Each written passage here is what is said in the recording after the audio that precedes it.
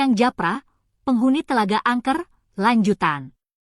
Rahasia di balik kabut telaga. Waktu berlalu, desa di sekitar Telaga Angker tetap dihantui kisah tentang Eyang Japra. Setiap kali ada orang yang berani mendekati telaga saat senja, mereka sering mendengar bisikan aneh atau melihat sosok bayangan putih di permukaan air. Namun, seorang pemuda desa bernama Raka menolak untuk percaya pada cerita-cerita itu. Ia adalah seorang pemburu yang sering masuk ke hutan, dan baginya semua itu hanyalah dongeng belaka. Suatu malam, Raka bertaruh dengan teman-temannya untuk membuktikan bahwa telaga itu tidak angker. Ia berjanji akan pergi ke telaga seorang diri dan kembali membawa airnya sebagai bukti. Dengan membawa obor, Raka melangkah menuju telaga yang diselimuti kabut tebal. Saat ia tiba, suasana mendadak hening. Tak ada suara serangga, tak ada angin yang berhembus.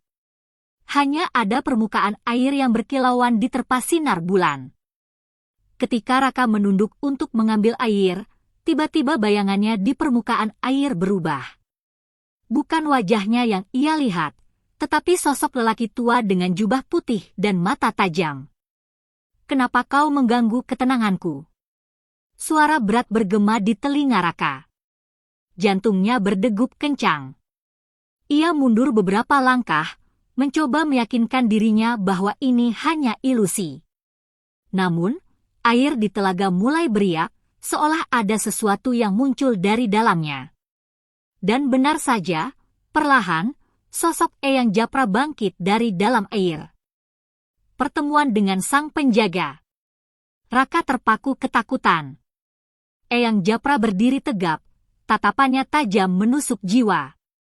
"Anak muda, kau telah menantang sesuatu yang tak bisa kau pahami," ucap Eyang Japra. Raka mencoba bicara, tapi suaranya tercekat. Kakinya ingin berlari, namun tubuhnya terasa berat. "Dulu, aku adalah penjaga keseimbangan alam.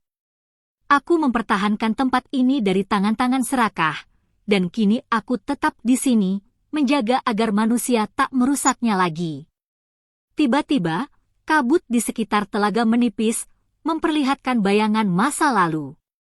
Raka melihat prajurit-prajurit yang pernah melawan Eyang Japra, melihat bagaimana mereka terseret ke dalam telaga, dan bagaimana sang petapa menghilang dari dunia manusia. "Apakah kau akan menjadi seperti mereka?" Suara Eyang Japra bergema. Raka gemetar. Ia menyadari kesalahannya. Dengan suara terbata, ia berkata, "Ampuni aku, Eyang. Aku tidak berniat merusak tempat ini. Aku hanya ingin membuktikan keberanian." Eyang Japra menatapnya lama. Lalu, ia mengangkat tangannya dan tiba-tiba kabut kembali menebal. Dalam sekejap, Raka sudah berdiri di pinggir hutan, jauh dari telaga. Akhir dari legenda. Sejak malam itu, Raka tidak pernah kembali ke telaga. Ia menjadi orang pertama yang selamat setelah bertemu Eyang Japra.